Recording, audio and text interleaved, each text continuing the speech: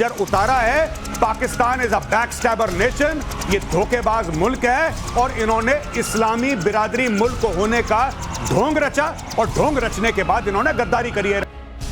और इस कदर कि अब पाकिस्तान में भी मुनीर मीर जाफर के नाम से पुकारे जा रहे हैं। प्रतिशोध में खास तौर से हम इसलिए जुटे हुए हैं क्योंकि ऑपरेशन मिडनाइट हैमर, जो लोगों को लग रहा था कि होगा नहीं, लेकिन यहां जो लोग मौजूद थे उनको और मौजूद हैं उनको कई दिनों पहले ये दिखाई दे गया था कि ये बहुत जल्द होने वाला है। हमारे साथ मेजर गौरव आर्य, जिन्होंने ये कह दिया था। असल में ये शुरुआत बहुत पहले हुई थी जब इन दोनों ने हमारे साथ एयर वाइस मार्शल पीके श्रीवास्तव भी हैं।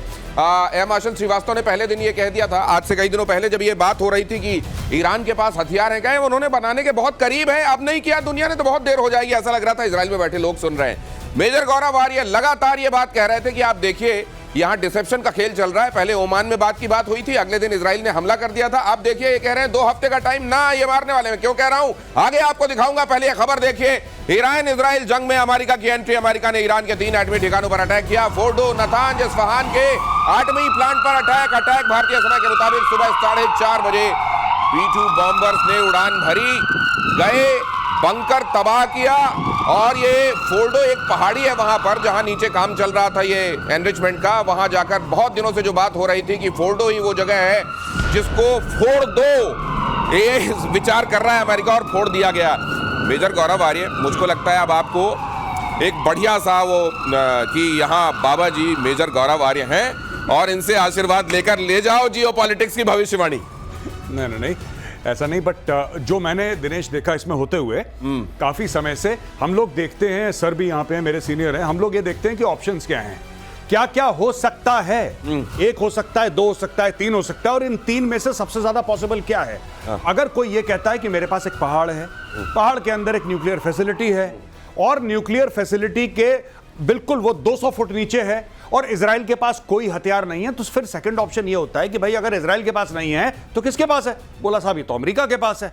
अच्छा, डोनाल्ड ट्रंप जो है वो मान जाता कि आप लॉजिकल थिंकिंग पे सब कुछ कहते हैं। अगर आपने ये ना कहा होता ये मीर जाफर है, मुनीर नहीं है, ये मीर जाफर है, आप इतना करीब कैसे देख लेते हो चीजों को? जरा देखिए क्या क्या बातें हो। यहां तो आप देख रहे हो हुआ क्या, आप सब यहां पर देख रहे हैं। प्यूरिफिकेशन प्लांट था, एनरिचमेंट प्लांट था, यूरेनियम को शुद्ध किया जाता था, परमाणु हथियार बनाने के बहुत करीब थे। कई दिनों से इस पर अटैक कर रहा था इजराइल, लेकिन उसका हैमर उतना काम कर नहीं रहा था। तो आज बड़ा वाला 100 सुनार की एक लोहार की टाइप से वो लेके आए, उन्होंने फोड़ दिया। लेकिन सवाल ये है सर, रेडियो एक्टिविटी तो रिपोर्ट की नहीं जा रही है।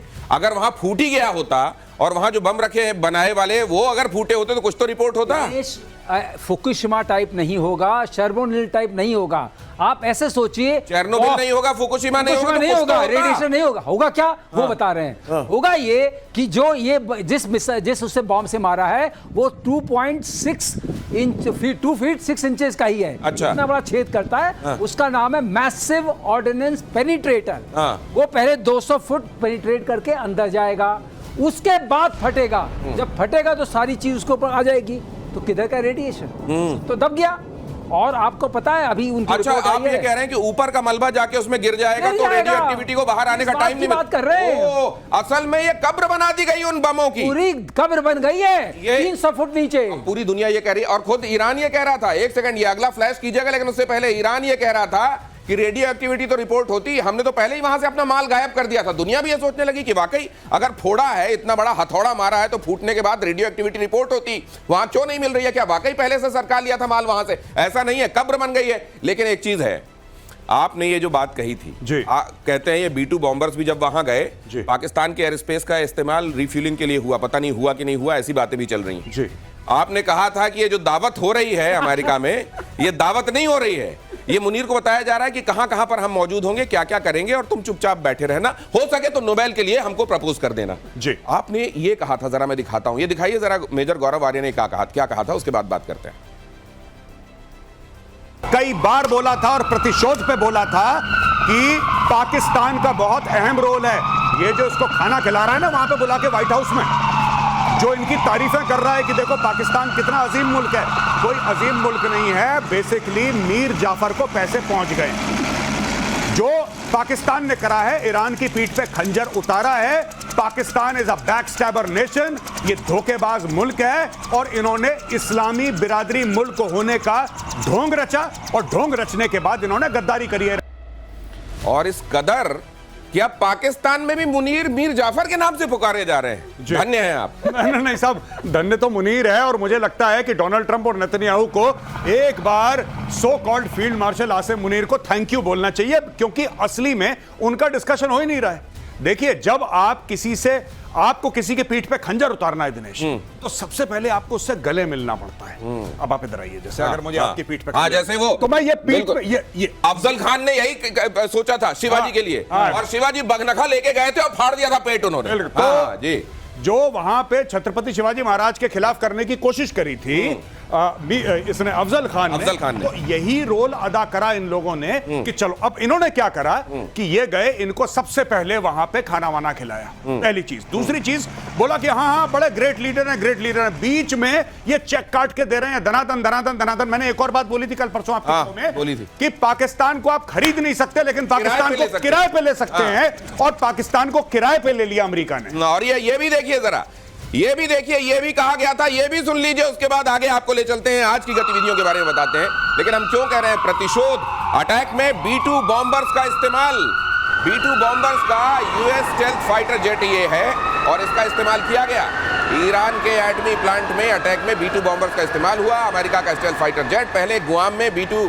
बम वर्षक को अमेरिका ने फाइटर इसको तैनात किया था। B-2 बॉम्बर से बंकर बस्टर बॉम्ब गिराया गया GBU-57, जिसके बारे में हमारे एक्सपर्ट्स आपको लगातार बताते रहे। और उसके बाद ईरान के परमाणु बम जो अध बने, थोड़े बने, पौना बने, आधे बने, लगभग बने पड़े हुए थे, उनकी कब्र बन गई। अब जरा ये भी देख लीजिए, जो दूसरी मैं जो कह रहा हूं, प्रतिशोध में जो यहां बातें होती हैं वो कुछ दिनों बाद आपको रिफ्लेक्ट होती हुई दिखाई देती हैं। वो ऐसा लगता है कि जैसे पहले ही देख लिया जाता है हमारे एक्सपर्ट्स की तरफ से कि क्या होने वाला है। मैं बड़बोलापन नहीं कर रहा हूं, कोई एग्जैजरेशन नहीं कर रहा हूं, जरा ये भी देखिए, ले कीजिए प्लीज। ये भविष्यवाणियां हम मारे गए हैं।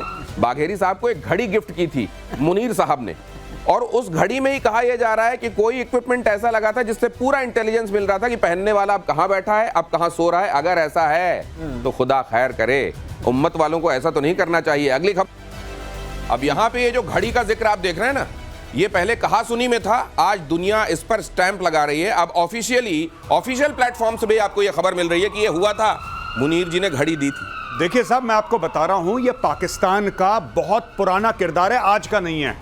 इन लोगों ने अमेरिकन को पहले धोखा दिया सिएटो सेंटो में, फिर ये चाइना के पास चले गए। जब वॉर ऑन टेरर शुरू हुआ, जब पहला अफगान जिहाद शुरू हुआ 79-89 के बीच में, तब इन्होंने क्या करा कि इन्होंने अमेरिका से पैसे लिए, अफगानों को धोखा दिया। फिर उसके बाद 9/11 हुआ, 9/11 के बाद इन्होंने अमेरिकन से दोबारा पैसा लेके दोबारा तालिबान को धोखा दिया। और जब इनको यह लगा कि अमेरिकन वापस जाने वाले हैं, तो इन्होंने तालिबान की तरफ से जाके अमेरिकन को धोखा दिया। बाकी सब तो ताजा वाली बात आप कर रहे हैं। सिएटो सेंटो जरा 2 लाइन में समझा दीजिए क्या है। देखिए, एक ये ग्रुपिंग बनी थी 50s और 60s में, सिएटो और सेंटो, और उस जमाने में ये अमेरिका के शुरू में बड़े क्लोज आए थे। तो क्या था कि चाइना के साथ अमेरिका के रिलेशनशिप थे नहीं उस जमाने में, तो पाकिस्तान ने उस वक्त भी दलाली खाई थी। बोला था कि अच्छा, हम चीन से भी बात करते हैं, अमेरिका से चलो आपको मिला लेते हैं। गजब है, चीन और अमेरिका दोनों को साथ के। एक मुझको शेर याद आ रहा है कि उसी का दौर है जो इस जमाने में इधर का लगता रहे और उधर का हो जाए। यही कर रहा है कसम से ये पाकिस्तान की। आपको इस मामले में तारीफ करनी पड़ेगी। अगली खबर देखिए, हमले के बाद फोर्डो न्यूक्लियर साइट की पहली तस्वीर सैटेलाइट तस्वीरों में साफ दिख रहा है नुकसान। जरा देखिए, प्ले कीजिए। बमबारी के निशान साफ, जमीन धंसी हुई दिखी। ईरान का न्यूक्लियर प्रोग्राम खत्म किया। अमेरिका ने कहा यह सैन्य नहीं, स्ट्रेटेजिक स्ट्राइक थी। अमेरिका ने यह भी कहा। आपने जी भाई साहब, जिसको दुनिया नहीं पढ़ पा रही है ना, आप लोग गजब पढ़ रहे हैं। एयर मार्शल पीके श्रीवास्तव और मेजर गौरव आर्य, आप लोगों ने कहा था कि ये डिसेप्शन का खेल चल रहा है, ये 2 हफ्ते वो हफ्ते कुछ नहीं, कुछ आप देखोगे कहीं भी कार्रवाई हो जाए। ये कैसे दिख गया था आपको श्रीवास्तव सर? देखिए, ये जब तक ये हुआ है, जब ट्रंप ने कुछ बोला है, इसका मतलब कुछ और होने वाला है। इनकी वो नियत है कि जो मैं बोलता हूँ वो करता नहीं, जो सोचता हूँ वो बोलता नहीं, तो इसमें आपको बीच में लगाना पड़ता है। तो रही बात इसकी, जब इनके फाइटर्स, आपको याद होगा जब आपने एक बार कहा था शो में कि इनके कतर के फाइटर्स दिख नहीं रहे हैं, दिख नहीं रहे, आपने कहा था हैंगर में चले गए तो और हाँ। ये जो बॉम्ब शेल्टर में जा रहे हैं इसका मतलब कुछ होने वाला है और जल्दी होने वाला है। एक बात वो उसी लिए अब वो हटे। आपने इनका डिसेप्शन देखा, गुआम को भेजा था, E2 गुआम गए थे और जो यहाँ आके मार रहे हैं वो दूसरे हैं। राइट। और ये जो सैटेलाइट पिक्चर्स आप दिखा रहे हैं जिसको बोल करके बहुत सारे लोग ईरान में बोल रहे हैं कुछ नहीं हुआ, कुछ नहीं हुआ, क्योंकि जब 200 फुट जाके फटेगा तो ऊपर क्या दिखेगा? ऊपर क्या तो गिर गया है।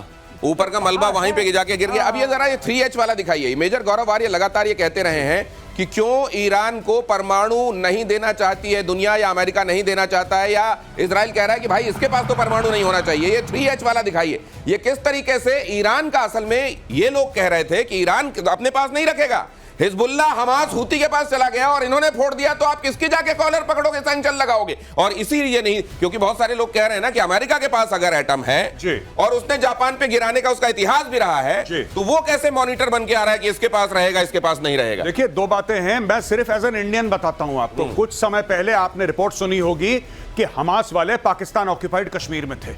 बिल्कुल, वहां पे वो जैश मोहम्मद और लश्कर तैयबा, पहलगाम उसी के बाद हुआ था। पहलगाम उसी के बाद हुआ था। तो आपको क्या लगता है, आप चाबहार को एक कोने में रखो, कई इंडियंस कहते हैं बड़ी अच्छी दोस्ती है रेजिम के साथ और $3 अरब का चाबहार में इन्वेस्टमेंट है, उसको 1 मिनट कोने में रखो। आपको क्या लगता है कि खमेनेई को या फिर ईरान की जो सीक्रेट सर्विसेज हैं, खुफिया एजेंसी, उनको नहीं पता था कि हमास वहां के पीओके में आ रहा है और हमास वहां पे उनको डायरेक्शन दे रहा है? भाई साहब, ये सब जियोपॉलिटिक्स का चेस का गेम है। अगर इनके पास न्यूक्लियर वेपन आ जाते ईरान के पास, ये कश्मीर में आग लगा देते, ये आग लगा देते कश्मीर में। ये और इन्वेस्टमेंट वाली बात भी समझनी पड़ेगी। 2000 रुपए आपने कहीं लगाए हैं, अब आपको लग रहा है 20 रुपए लगा के वो 2000 रुपए आप ले सकते हैं, तो वो 20 रुपए लगाइए जो आपके पास आखिरी बचे हैं, वरना उन 20 रुपए को कहीं और इन्वेस्ट कीजिए, वरना वो 2000 के चक्कर में ये 20 भी चले जाएंगे, कपड़े देने की नौबत आ जाएगी। अगली खबर देखिए, अमेरिका के हमले के जवाब में ईरान ने इजराइल पर दागी मिसाइलें। IRGC का दावा, इजराइल पर सबसे बड़ा अटैक किया। इजराइल के 14 अहम ठिकानों को बनाया निशाना। हाइफा, तेल अवीव के मिलिट्री और रिहायशी ठिकानों पर ईरानी मिसाइलें गिरी। अगली खबर भी देखिए, ईरान के सरकारी मीडिया का बड़ा दावा, ईरान ने पहली बार, ये जो सर लगातार आप बता रहे हैं, ये शिकन, खैबर शिकन, ये आप नाम भी जब ले रहे थे मेरे को लग रहा था ये थोड़ा ये अरब फारसी टाइप का है, लेने मुश्किल। खैबर शिकन, पहली बार इसका इस्तेमाल किया, थोड़ा करके बोलना पड़ता है। खैबर मिसाइल को, खैबर शिकन मिसाइल को इजराइल पर दागा। ईरान का सबसे एडवांस मिसाइल खैबर शिकन, ये खुर्रम शहर 4 भी कह, ये बड़े सारे नाम दिए हैं सर। नाम ये है कि वाकई ये इनकी सबसे जबरदस्त मिसाइल है। अच्छा, सबसे जबरदस्त। मैंने आपको पहले भी आपके शो में बताया था कि ये जो आती है 150 किलोमीटर से नीचे, जब अंदर ऑल्टीट्यूड में, मतलब आपके एटमॉस्फेयर से बाहर है, आती है, तो ये कार्बन कंपोजिट्स की बनी हुई है। अच्छा, तो दिखती नहीं रडार पे। ओके। और उसके बाद EW रेजिस्टेंस है, मतलब अगर आपने EW से इसको इलेक्ट्रॉनिक वॉरफेयर से भ्रम में डालने की कोशिश की, तो भ्रम में नहीं आएगी। और तीसरी बात यह है कि इसका प्रिसिशन बहुत अच्छा है। यही है इनके पास, दिखेगी नहीं, भटकेगी नहीं और अचूक है, अचूक है और मैनेवर करती है आते समय आखिरी बार टारगेट लगने से पहले। ओके। खैबर शिकान, लेकिन इनके पास ऐसा मत डरिए, बहुत सारे नहीं है, थोड़े से हैं हाइपरसोनिक्स। अच्छा। और 13 गुना ज्यादा चलती है ध्वनि की रफ्तार से। ध्वनि की रफ्तार से 13 गुना ज्यादा। खुर्रम शहर 4, इसलिए दिक्कत हुई। आपने जो देखा, जो सुबह चित्र आ रहे थे, इसीलिए दिक्कत हुई इजराइल को। लेकिन इसका तोड़ है, ऐसा न समझें दर्शक कि ये बेतोड़ चली जाएगी और बेताज बादशाह की तरह मारती रहेगी, कम है। और अब ईरान को सोचना पड़ेगा कि इतने सारे लोग आसपास खड़े हैं, इतनी घटनाएं हो चुकी हैं, क्या मैं अपने खजाने को खाली कर दूं? सरस्वती चंद्र का गाना याद आ रहा है, फूल तुम्हें भेजा है, खत में फूल नहीं मेरा दिल है। अब आज की तर्जुमानी में इसको देखिए, ये क्या भेजा जा रहा है और क्या है, जरा देखिए। आवाज की रफ्तार से 13 गुना ज्यादा। अगली खबर, अमेरिका की जंग में एंट्री से बौखलाया ईरान, किसी भी वक्त अमेरिकी बेस पर हो सकता है ईरान का हमला। ईरान के सुप्रीम लीडर ने अमेरिका को दी खुली धमकी, हमला ऐसा होगा जो इससे पहले कभी नहीं हुआ। खमेनेई ने कल अपने सक्सेसर बंकर में बैठे बैठे उन्होंने विल बना दी अपनी। जी, और ये सब मैं बता रहा हूं, ये हमारे ना लखनऊ में इसको कहते हैं चंडू खाने की। ये चंडू खाने की छोड़ रहा है ये खमेनेई। आज खून की नदियां बहेंगी, जैसे बिलावल बोलता है ना कि कभी अगर पानी नहीं बहा तो खून बहेगी और हिंदू इतने मर जाएंगे, लकड़ियां कम पड़ जाएंगी, अंतिम संस्कार। ये छोड़ रहा है। हाँ। बुजुर्गवर जो हैं ये कहीं बंकर में बैठे बेचारे, ये छोड़ रहे हैं, चंडू खाने की दे रहे हैं। अरे आपको अमेरिकन को मारना है, अब मारो। आपको किसने मना कर रहा है कि आप मत मारो? अरे मार के बोलो मार दिया। हाँ। अमेरिकन ने बोला कि हम कुछ नहीं करेंगे, कुछ नहीं करेंगे, जब मार दिया फिर डिक्लेयर कर दिया। हाँ। कहानी खत्म। अच्छा ये भाई जो ऐसा है हम मार देंगे, अब ऐसा होगा जो कभी पहले नहीं हुआ, जो अब होगा, फिर दुनिया देखेगी। पता नहीं क्या क्या स्टोरी है। अरे मार के खत्म करो, तुम्हें जो मार रहा है मारो। पॉलिटिक्स में और मॉडर्न वॉरफेयर में मुंह बम का भी बड़ा इस्तेमाल होता है। हाँ, हाँ? बिल्कुल। और ये मुंह बम चलाने वाले अक्सर वो होते हैं जिनको ये दिखाई देता है कि हम आखिरकार वो ऑब्जेक्टिव अचीव नहीं कर रहे और हम हार रहे हैं। अगर ईरान ने कुछ सीखा है पाकिस्तान से तो ये सीखा है। पाकिस्तान से बोलते रहो, कुछ ना कुछ बोलते रहो। अब तो ये कहा जा रहा है सर जरा ये भी समझाइए, ये जो ये ठिकाने हैं, क्या अब ये ठिकाने खतरे में हैं? क्या ये जो अमेरिका के ठिकाने मिडिल ईस्ट में उसने जो बेसेस बनाए हुए हैं, क्या अब इन जगहों, क्या या फिर एंटीसिपेट करते हुए इन जगहों को फोर्टिफाई कर लिया गया?